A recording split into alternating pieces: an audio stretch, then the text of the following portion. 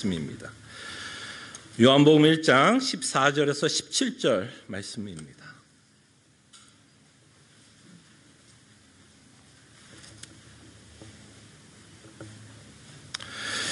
하나님의 말씀이 이러합니다. 말씀이 육신이 되어 우리 가운데 거하심에 우리가 그의 영광을 보니 아버지의 독생자의 영광이요 은혜와 진리가 충만하더라. 요한이 그에 대하여 증언하여 외쳐 이르되 내가 전에 말하기를 내 뒤에 오시는 이가 나보다 앞선 것은 나보다 먼저 계심이라 한 것이 이 사람을 가리킴이라 하니라. 우리가 다 그의 충만한 데서 받으니 은혜 위에 은혜로라. 율법은 모세로 말미암아 주어진 것이요 은혜와 진리는 예수 그리스도로 말미암아 온 것이라. 아멘. 오늘은 저희들이 성탄 주일이라고 해서 하나님께 예배합니다. 그때 사도 요한은 예수님의 성탄을 이렇게 표현합니다. 14절에 보면 말씀이 육신이 되었다라고 표현하고 있는 구절을 보게 됩니다. 그리고 이 말씀이 육신이 되어 이 땅에 오셨다라고 말씀을 하면서 예수님의 영광이 드러났다라고 표현을 합니다. 그리고 나서 사도는 우리도 그 예수님의 영광을 보고 있다라고 표현을 합니다. 그래서 오늘 다시 한번 육신의 말씀이 육신이 되어 이 땅에 오신 예수 그리스도와 그 예수 그리스도가 우리에게 어떤 영광을 비춰주고 있는지를 저희들이 함께 생각해 봤으면 합니다. 자, 그런데 사도는 이렇게 말씀하고 있었죠. 육신을 입고 오신 예수님은 예수님의 영광에 관해서 말씀하고 있었습니다. 그때 예수님이 말씀하는 영광의 모습은 어떤 모습일까요, 여러분? 예수님이 말씀하는 영광은 무엇일까요, 여러분? 자, 그럴 때 요한복음 12장 23절과 24절에 보면 예수님이 말씀하고 있는 영광의 내용을 저희들이 보게 되고 사도 요한이 말씀하고 있는 예수님의 영광이 무엇인가를 저희들이 보게 됩니다. 자, 사도행전 12장 23절 24절 주보를 확인하시면 됩니다. 하나님의 말씀이 이러합니다. 예수께서 대답하여 이르시되 인자가 영광을 얻을 때가 왔도다. 영광, 자신이 영광을 받을 때가 왔다라고 말씀을 하고 있고 그 영광이 어떤 사건을 통해서 나타난다라고 예수님은 계속 말씀하십니다. 24절에 보면 내가 진실로 진실로 너에게 이르노니 한 알의 밀이 땅에 떨어져 죽지 아니하면 한 알 그대로 있고 죽으면 많은 열매를 맺느니라. 그때 예수님은 이 한 알의 밀을 가지고 비유해서 무엇을 말씀하고 있는지를 우리는 이미 압니다. 예수님은 자신의 죽음에 대해서 말씀하고 있어요. 자신의 죽음에 대해서 말씀하고 있고 다시 말씀드리면 죽음에 대해서 말씀하고 있다면 예수님이 지금 이 내용을 가지고 십자가의 사건을 말씀하고 있다는 것을 보게 됩니다. 그럼 이 영광의 때는 무엇을 말씀하고 있는 걸까요? 영광의 때가 다가왔다라고 말씀하고 있는 이 예수님의 말씀은 자신의 죽음을 말씀합니다. 다시 말씀드리면 자신이 곧 죽을 그 십자가의 사건을 말씀하고 있는 것을 영광의 때가 왔다라고 말씀하고 있고 사도 요한이 말하는 예수님의 영광입니다. 자, 그럴 때 우리는 예수님의 영광을 우리는 반드시 뭐와 연관을 시키면서 봐야 되냐면 그의 죽으심, 즉 십자가를 통해서 우리는 그의 영광을 봐야 합니다. 그럴 때 여러분과 저에게는 십자가는 어떤 의미일까요? 현대를 살아가는 십자가의 의미는 뭘까요? 현대인들, 기독교인들이 아니라 그냥 21세기 살아가는 십자가는 이렇게 많이 사용되는 걸 보게 됩니다. 액세서리처럼 사용되고 있는 것을 많이 봐요. 보석처럼 십자가 이렇게 목걸이도 달고 펜 이렇게 브레이스에 만들어서 십자가 이렇게 걸고 21세기 살아가고 있는 자들에게 십자가는 그냥 장식품, 보석, 액세서리 뭔가 좀 낭만적이고 멋있게 보이는 뭔가 치장할 수 있는 남들에게 보일 수 있는 것으로 사용이 되고 있는 것을 보게 되지만 여러분 이 당시 예수님이 십자가에 죽었을 때는 인간이 가질 수 있는 가장 치욕적인 사건이라는 것을 우리가 기억했으면 합니다. 이 십자가는요, 이 당시에 지었던 죄인들 가운데 최고의 형벌로 주어졌던 게 십자가입니다.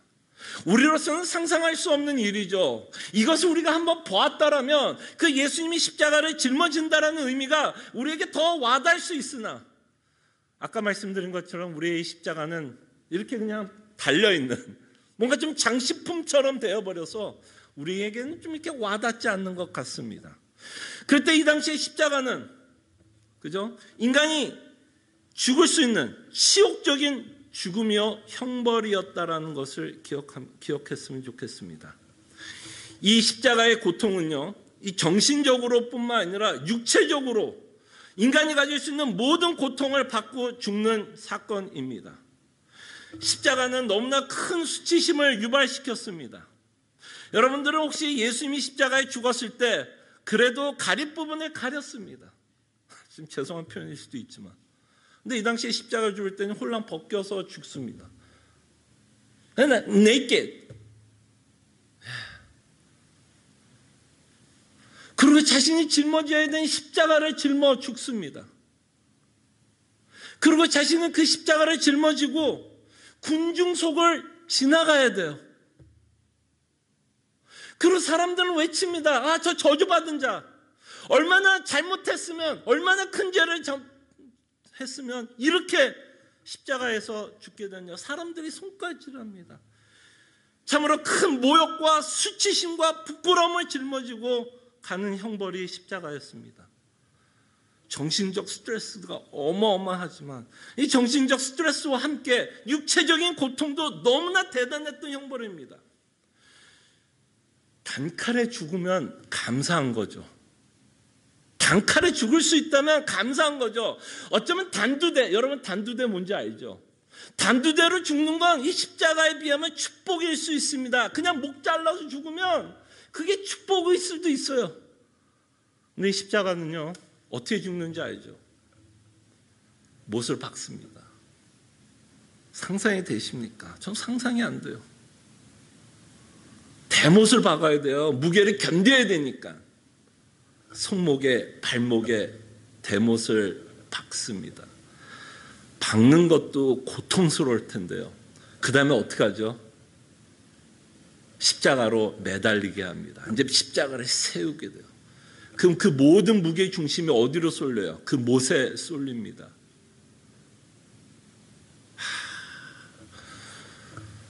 여러분 혹시 뭐 이 땅에 살면서 우리가 육체적으로 고통 뭐가 있을까요? 치통? 모르겠어요. 치통. 뭐 어떤 고통이 있을까요? 우리가 이 땅에 살면서 육체적으로 느낄 수 있는 최고의 아픔 중에 하나. 뭐가 있을까요? 그거에 비하면 이 십자가에서 죽는 이 고통은 아무것도 아니라는 거예요. 그러면서 아까 말한 것처럼 단두대에서 그냥 목 잘려 죽으면 축복이죠. 이 십자가에 죽는 한 일주일 정도 걸린대요. 일주일이 걸린대요. 여러분 상상이 됩니까? 목 박힌 채에서 일주일을 견디면서 정신이 들어갔다 나왔다 들어갔다 나왔다 하면서 살다 죽었다 하면서 죽는 게 십자가입니다. 그래서 여러분 이 십자가는요 수치입니다. 수치. 근데 예수님은 뭐라고 표현해요? 본인이 분명히 그 십자가를 짊어질 거라고 말씀하고 있는데 그것이 뭐라고요? 수치라고 표현하지 않았죠. 부끄러움이라고 표현하지 않았어요. 그것을 스스로가 그렇게 십자가를 짊어지고 있는 그 상황을 그는 영광이라고 표현했습니다. 그럴 때 이건 역설적인 표현이죠. 수치인데도 그것을 영광으로 표현한다면 이 역설적인 내용은 누구만이 깨달을 수 있는 내용인지 아십니까? 예수 그리스도의 복음으로 거듭난 자들만이 깨달을 수 있는 내용입니다. 수치는 수치일 뿐입니다. 그러나 그 수치가 우리로 영광을 보게 한다면 이것은 믿음으로만 확인이 되는 진리입니다. 그럴 때 왜 예수님은 이 십자가에서 굉장히 수치스럽게 죽고 있는 이 사건을 영광이라고 표현했을까요, 여러분? 왜 영광이라고 표현했을까요? 전 두 가지로 여러분들에게 말씀을 드리고 싶습니다. 하나는 아버지의 뜻이 완성이 될 것이기 때문입니다. 아버지의 계획이 그 십자가의 사건을 통해서 완성이 될 겁니다. 다시 한번 그 십자가의 사건은 아버지의 영광을 드러나게 할 거예요. 그래서 그는 그 십자가에서 죽어가고 있는 자신의 모습을 말씀하면서 영광이라고 말씀하십니다. 그리고 또 왜 영광이라고 아십니까? 예수님이 십자가를 왜 지셨습니까? 예수님은 왜 그토록 치욕스럽고 수치스러운 그 십자가를 왜 짊어지셨습니까?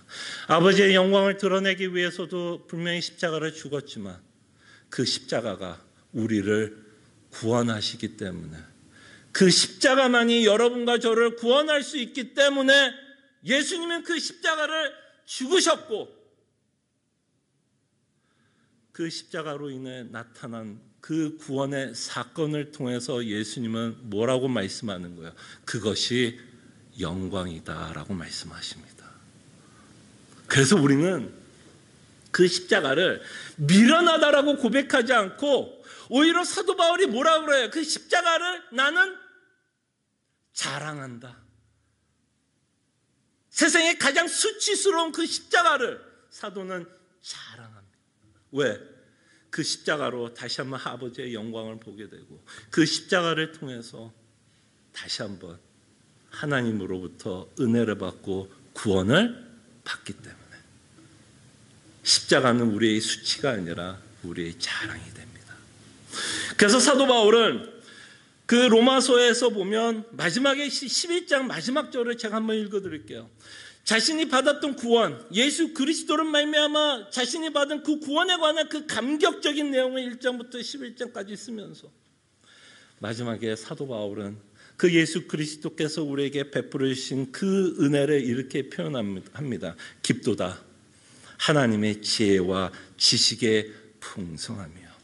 사람들은 다 미련하다라고 말하는 그 수치스러움, 그 십자가를 통해서 우리의 구원이 이루고 있는 그것을 사도 바울이 봤기 때문에 뭐라고 고백해요? 하나님의 지혜와 지식의 풍성함.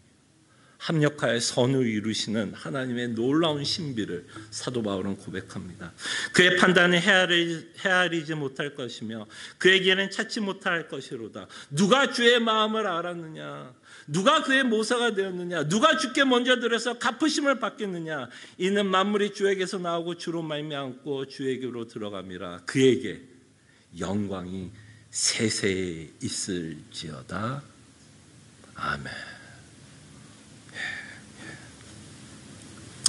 바로 그 영광은 지금 사도가 1장에서 말하는 그 영광은 십자가와 떼놓고 생각할 수 없습니다. 그때 여러분, 예수님이 왜 성탄하셨습니까? 왜 육신의 옷을 입고 이 땅에 태어났죠? 예수님이 왜 육신의 몸을 육신의 옷을 입고 이 땅에 왜 오셨습니까? 간단하게 말씀을 드리면 그는 죽기 위해서 오셨습니다. 죽기 위해서 예수님이 필요했던 것이 뭐였죠? 육신이었습니다. 그가 이 땅에 성탄은 우리에게는 기쁨입니다. 마지막 우리가 찬송을 부를 거예요. 기쁘다 구주 오셨네. 그러나 예수님에게는 기쁨의 사건은 아니었어요. 우리에게는 은혜요. 그래서 기쁨의 성탄을 외치고 하나님께 찬송과 영광을 돌리지만 예수님에게는 아니었어요. 예수님이 이 땅에 관광하러 온 거 아닙니다. 놀러 온 거 아니에요. 이 세상이 잘 돌아가고 있는지 검사하려고 온 게 아니라 죽기 위해서 오셨어요. 죽기 위해서, 그 십자가를 짊어지기 위해서. 우리에게는 기쁨일지 몰라도 예수님에게는 기쁨은 아니었습니다. 우리를 위해서 십자가에 죽기 위해서 오시기 위해서 그는 육신의 몸을 갖고 이 땅에 오셨습니다. 근데 여러분, 그 예수를 우리가 믿고 있다라면 성경에서 말하는 우리가 가장 큰 복을 받고 있고 가장 가장 큰 은혜를 받고 있다라고 말씀하십니다. 여러분과 제가 어떤 자였는지 사도 요한은 바로 전 구절입니다. 14절부터 제가 읽었죠. 제가 1장 9절과 10절을 읽어드리겠습니다. 주보를 한번 보세요. 한번 보십시오. 자, 뭐라고 표현해요? 참빛 곧 세상에 와서 1절에 뭐라 그랬죠? 말씀이 육신이 되었던 예수님, 그 예수님의 참빛, 빛으로 사도는 표현합니다.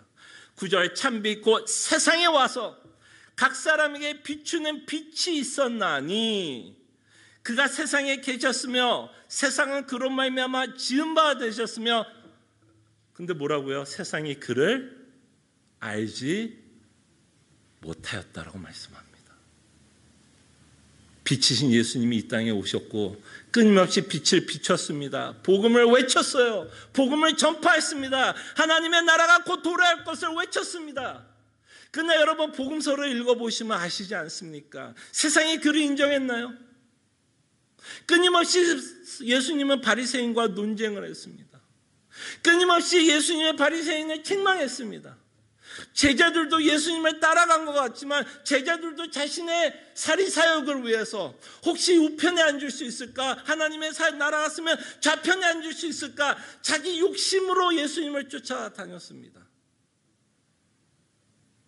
그리고 예수님이 십자가에 죽을 때 여러분 잘 기억하는 것처럼 모든 제자들도 다 도망쳤어요. 빛이 비추었으나 제자들도 몰랐어요. 제자들도 예수님이 왜 이 땅에 오는지 모릅니다. 그리고 우리가 사도행전을 통해서 우리 스데반의 설교 기억나시지 않습니까? 스데반이 빛이신 예수 그리스도를 공회원들에게 말씀으로 전파하고 있습니다. 빛을 비치고 있죠. 그때 공회원들은 어떻게 반응했나요? 회개했나요? 아니면 스데반을 죽였나요? 스데반을 죽였습니다. 근데 성경은요, 그 자가 여러분과 저였다라고 말씀하는 거예요. 야, 저 공회원 참 나쁘다. 어떻게 제자들 저렇게 배신할 수 있지? 참 나쁘다. 이게 아니라 그 자들이 여러분과 저였다라는 거예요. 세상에 빛을 비추었는데 우리가 그 예수 그리스도를 믿지 않았던 순간들이 있었다라는 겁니다. 그리고 세상이 그를 알지 못했다라는 증거로서 예수님이, 사도 요한은 또 이렇게 말씀합니다. 17절 한번 보겠습니다.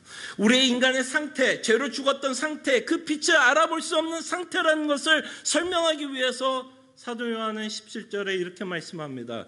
율법은 모세로 말미암아 주어진 것이요 은혜와 진리는 예수 그리스도로 말미암아 온 것이라. 그래서 17절을 통해서 두 인물을 사도 요한은 대조하고 있는 것을 보게 됩니다. 모세와 예수님을 대조합니다.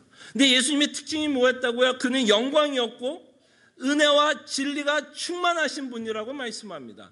그러면 예수님과 모세가 대조가 되고 있다면 모세는 뭐라는 자예요? 은혜와 진리가 충만하지 않았던 자라고 설명을 하는 거겠죠. 그죠? 그래야 대조가 되는 거 아닙니까? 그렇다면 이 율법을 통해서 우리에게 말씀하시고자 하는 건 뭐예요? 은혜와 진리의 대조가 된다면 이 율법은 결국 인간이 갖고 있는 죄성을 드러나게 하고, 그 율법은 우리로 하여금 하나님의 진노를 마땅히 받아야 한다는 것을 우리에게 선포하는 것이 율법입니다. 율법은 우리에게 저주로 다가와요. 이 빛을 거부했던 자들, 빛을 거부한 자들은 하나님의 은혜를 받을 자격이 없었다라고 사도 요한은 말씀을 하십니다. 근데 그 자들이 누구였다고요? 여러분과 제가 그런 자였습니다. 율법은 우리가 하나님으로부터 저주와 심판을 받아야 한다는 것을 증명하는 수단이 되었습니다. 그때 여러분들이 거듭나고 여러분들이 신앙생활을 하다 보면 여러분들이 율법을 대할 때 여러분들 회개하지 않습니까? 그 회개하는 것을 통해서 여러분들이 깨닫는 것이 무엇이죠? 아, 정말 나는 하나님의 진노를 받기에 합당한 자야. 정말 예수님이 아니었다면 나는 진노를 받고 끝났어야 될 인생이야 라는 것을 인정하는 게 회개가 아니겠습니까? 여러분들이 회개를 하고 있다면 여러분들은 지금 사도 요한이 말씀하고 있는 내용을 인정하는 자들입니다. 정말 예수님의 은혜가 아니었다면 나는 정말 하나님의 진노를 받기에 합당한 자다라는 것을 인정하게 된다는 겁니다. 그래서 여러분, 성탄은 육신의 몸을 입고 이 땅에 오신 예수 그리스도를 말씀하고 있는데요. 예수님이 육신의 몸을 입고 이 땅에 왜 왔어요? 여러분들이 율법으로 정죄를 받고 심판을 대신 받기 위해서 이 땅에 오셨다면, 여러분 예수 그리스도로 인해서 기뻐하기 전에 성탄은요, 우리의 죄를 폭로합니다. 다시 한번 말씀드립니다. 성탄을 기뻐하기 전에 성탄은 인간이 누구인지를 폭로하는 사건이 되기도 합니다. 무슨 말씀인지 아시죠? 예수님이 왜 육신의 몸을 이 땅에 입고 오셨어요? 죄인 살리려고 오셨다면 뭐가 폭로가 되는 거예요? 우리가 죄인이었다는 것이 폭로가 됩니다.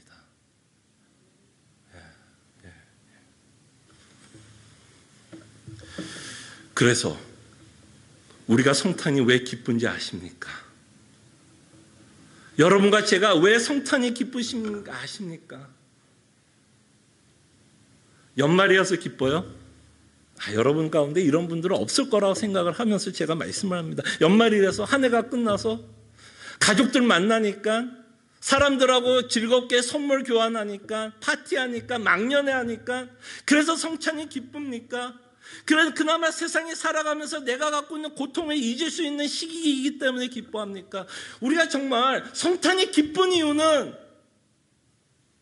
이 성탄으로 말미암아 우리의 죄가 사함을 받게 될 것이기 때문에 기쁜 겁니다.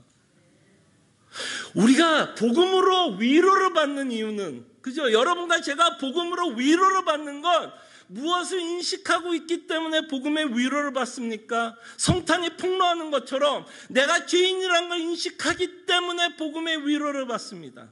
내가 예수님으로부터, 하나님으로부터 심판을 받아야 한다는 것이 인식이 되기 때문에 성탄을 보면서 성탄에 있는 예수님의 영광을 봅니다. 그 십자가의 사건을 봅니다. 그럴 때 여러분, 조금 역으로 좀 설명을 해보겠습니다. 우리가 위로를 받는 이유가 뭐라고 말씀을 드렸냐면, 우리가 죄인이라는 것이 인식이 되고 내가 심판을 받아야 된다는 것이 인식이 되기 때문에 성탄이 기쁘다라고 말씀을 하고 있다면, 역으로 말씀을 들으면 이렇습니다. 우리가 가끔 이런 생각을 할 때가 있어요. 복음이 위로가 되지 않는다라는 생각이 들 때가 있습니다. 복음이 어렵다 또는 복음이 위로가 되지 않는다라는 생각을 하는 이유 중에 하나는 무엇이 문제인지 아십니까? 복음의 내용이 어려워서도 이해를 못해서도 그것이 아니라, 사실은 우리가 죄에 대한 인식이 약해서 문제입니다. 죄에 대한 인식이 약하기 때문에, 또는 죄에 대한 인식이 없기 때문에 지금 예수님이 말씀하시고자 하는 내용이 와닿지 않는 거예요. 그리고 우리는 그 와닿지 않는 것에 대해서 힘들어하고 있는 모습을 보게 되는데, 복음의 위로는 내가 죄의 인식과 같이 갑니다. 죄의 인식과 같이 가고 심판과 같이 갑니다. 그 죄로 인해서 예수 그리스도가 우리의 죄를 속했다라는 그것이 우리로 예수님의 영광을 보게 합니다. 죄의 인식이 없이는 예수님의 영광을 볼 수 없어요. 없습니다. 절단코 없어요. 말씀드린 것처럼 성탄은 우리의 죄를 고발하고 폭로하고, 그 죄의 인식이 있을 때 우리는 그제서 비로소 예수님이 왜 이 땅에 오셨는지를 그때 우리는 깨닫습니다. 배고픔 내 배를 달래주기 위해서 오병이어의 기적을 행하기 위해서 오신 것도 아니에요. 귀신 쫓는 무슨 그런 테마사로 오신 거 아니에요. 병 걸린 자 병 고쳐주려고 오신 거 아니에요. 내가 이 땅에 부족한 거 채워주기 위해서 오신 게 아니라, 내 만족을 위해서 오신 분이 아니라 내 죄의 문제를 해결하기 위해서 이 땅에 오셨다는 겁니다. 그 은혜를 맛본 자들은 사도 요한이 이렇게 말씀하십니다.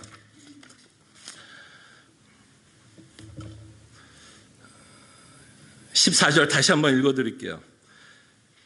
자, 14절 한번 제가 읽습니다. 말씀이 육신이 되어 우리 가운데 거하심에 우리가 그의 영광을 보니 아버지의 독생자의 영광이요 은혜와 진리가 충만하더라. 그 은혜와 진리의 충만함을 어디서 우리는 확인해요? 성탄이 아니죠. 어디서 확인해요? 십자가입니다. 근데 십자가를 짊어지기 위해서 먼저 무슨 일이 벌어져야 돼요? 예수님이 탄생하셔야겠죠. 그 십자가를 통해서 우리에게 밝혀지는 복음을 통해서 요한은 이렇게 말합니다. 은혜와 진리가 충만하더라. 우리 삶 가운데 은혜와 진리가 인업하다라고 말씀합니다. 하나님은 이 진리와 은혜와 진리로 인해서 너희가 이 땅에서 어떤 상황과 환경 가운데서도 충분히 살아갈 이유가 있다라고 말씀하십니다. 16절에 봐도 이렇게 사도 요한이 말합니다. 우리가 다 그의 충만한 데서 받으니. 지금 사도 요한이 뭘 말씀하는 거예요? 십자가에 죽으신 그 예수 그리스도의 영광을 보면서 사도 요한은 우리가 이렇게 함께 고백하기를 원합니다. 우리가 다 그의 충만한 데서 받으니 은혜 위에 은혜로라. 여기서 말하는 은혜가 뭘까요? 여기서 말하는 은혜는 뭘까요? 십자가의 은혜입니다. 내 죄를 속하기 위해서 하나님의 진노에서 벗어날 수 있도록 예수님이 십자가에서 죽었던 그 사건을 은혜 위에 은혜로라. 그래서 정말 예수님을 믿는 우리는 정말 그리스도 안에서 예수님 안에서 충만한 자의 삶을 살아가고, 이 성탄은 우리에게 이렇게 말씀하는 것 같아요. 하나님이 예수 그리스도를 이 땅에 보내시며 예수님이 육신의 몸을 입고 이 땅에 오셔서 타락한 인간들에게 베푼 하나님의 최고의 복이다라고 말씀드리고 싶습니다. 하나님이 주신 최고의 복은 병나음도 아니요, 재정적인 서포트도 아니요, 내 배고픔의 해결도 아니요.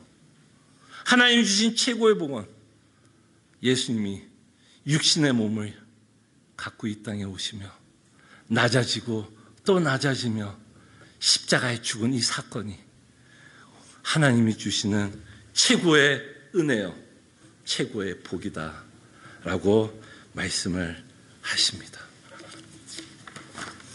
그래서 사도 요한이 이렇게 말씀을 하죠. 14절 다시 봅니다. 말씀이 육신이 되어 우리 가운데 거하심에 우리가 그의 영광을 보니. 저는 여기에 조사 하나만 좀 끼워 넣고 싶어요. 물론 이런 말을 하나 이렇게 더하는 것이 잘하는 건지 모르겠는데요. 여기 이제 어떤 조사를 좀 끼워 넣고 싶었냐면 만이라고 하는 조사를 하나 좀 끼워 넣고 싶어요. 우리가 그의 영광만을 보니. 정말 예수 그리스도를 믿는 자들은요, 신앙의 본질적인 내용이 뭐냐면 이 그리스도의 영광만을 보면서 사는 자들입니다. 그리스도의 영광만을 바라보면서 사는 자. 내가 처한 어떤 상황 가운데서도 누구만을 바라봐요? 예수 그리스도만, 그리스도의 영광만, 그 십자가의 은혜만, 은혜 위에 은혜라고 하는 그 은혜, 은혜의 충만한 그 은혜만 우리는 바라보면서 살아갑니다. 그리고 그 영광이 우리에겐 최고의 만족이 되어야 합니다. 근데 여러분,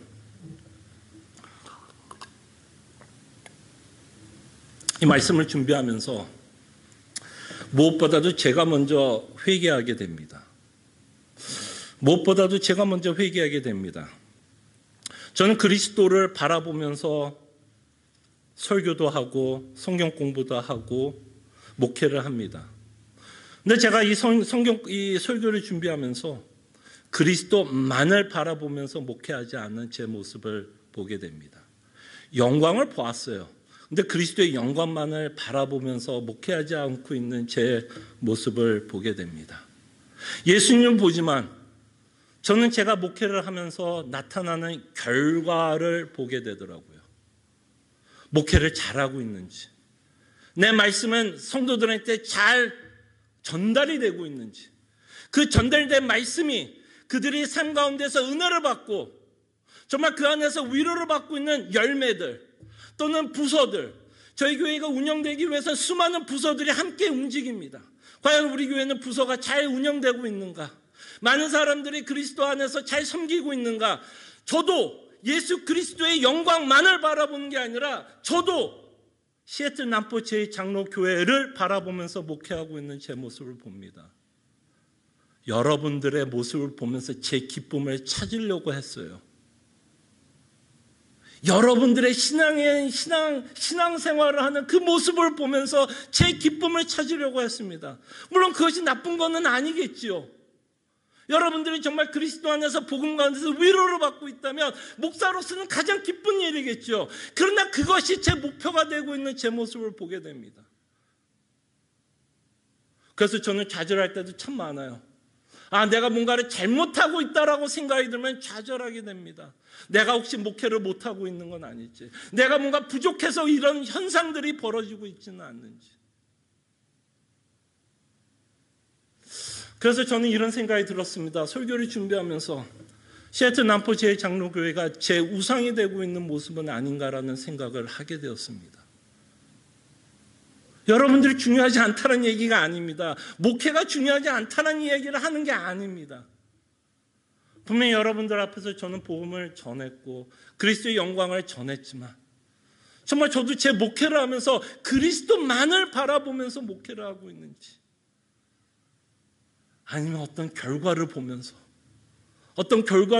기뻐하고 또 어떤 결과를 보면서 슬퍼하고 스스로 상처를 받고 있지는 않은지, 그렇다면 저도 그리스도만, 예수 그리스도의 영광만을 바라보면서 목회를 하는 건 아니었겠죠. 그때 여러분들은 어떠십니까? 여러분들이 예수를 믿는 이유가 무엇입니까? 여러분들을 정말 기쁘게 하고 삶의 동기를 주는 이유는 무엇입니까? 여러분들의 자녀가 잘 되고 못 되는 것이 여러분들의 기쁨의 기준이 됩니까? 애들이 잘 되면 기쁘고 애들이 안 되면 슬프고 그것에 의해서 여러분들의 기쁨과 슬픔이 좌지우지 됩니까? 물론 자유할 수는 없겠지요.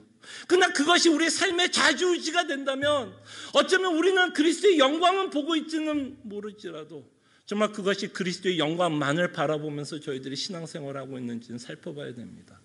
저희 뱅크 잔고를 보면서 우리의 기쁨과 슬픔을 찾습니까?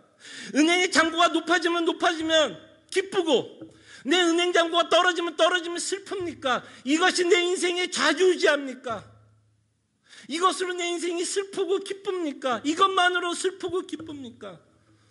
그렇다면 우리는 정말 그리스도만으로, 정말 그리스도의 영광만으로 기뻐하고 있는지는 우리는 정말 생각해야 됩니다. 정말 여러분들의 건강 때문에 슬프고 기쁘게 합니까? 건강이 좋으면 기쁘고 건강이 나빠지면 슬픕니까? 그것만으로 여러분들의 인생의 슬픔과 기쁨을 가늠하고 있다면 여러분들은 다시 한번 생각하셔야 됩니다. 그것이 여러분들의 그리스도만의 기쁨입니까? 여러분들의 계획이 성취되는 것만으로 기쁨을 삼고 성취되지 않는 것으로 절망으로 삼는다면 정말 여러분과 제가 그리스도만으로 또는 그리스도의 영광만으로 우리가 살아가고 있는지 우리는 다시 한번 생각해야 됩니다. 이 성찬은 우리에게 참 기쁜 날입니다. 참 기쁜 날이에요. 왜?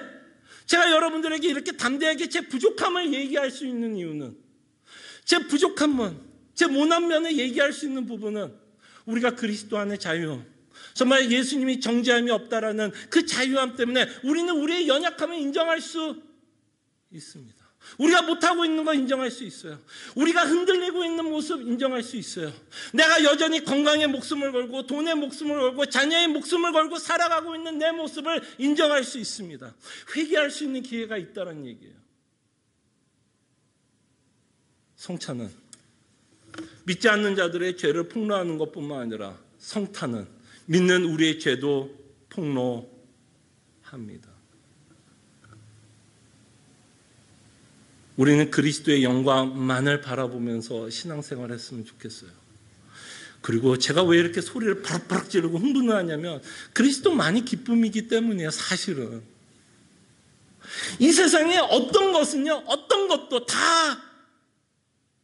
죄송한 표현입니다, 다 나를 배신할 수 있는 것들이에요. 사실 돈도 배신하죠. 그죠? 사람도 배신하죠. 건강도 배신하죠. 다 배신하는 것들이야. 사실은 우리가 그토록 애지중지하게 여기는 모든 것들은 다 우리를 배신할 수 있는 것들이야. 근데 우리가 거기에 목숨 걸고 살면 그만큼 우리 인생이 힘들기 때문에 제가 이렇게 목 놓아 이야기하는 겁니다. 변하지 않는 분은 성탄하신 예수 그리스도밖에 없어요. 여러분들이 그토록 원하는 기쁨, 위로, 소망, 형통은 예수님밖에 없습니다. 그거 얘기하고 싶은 거예요. 정말 그 성탄이 주는 그 의미를 우리가 깨달을 때 그때서 우리는 정말 우리가 마지막으로 찬송을 부를 기쁘다. 정말 기쁘다. 왜? 예수 안에만 참된 기쁨이 있기 때문에 우리가 그 찬송을 부를 수 있을 거라 생각을 합니다. 기도하죠.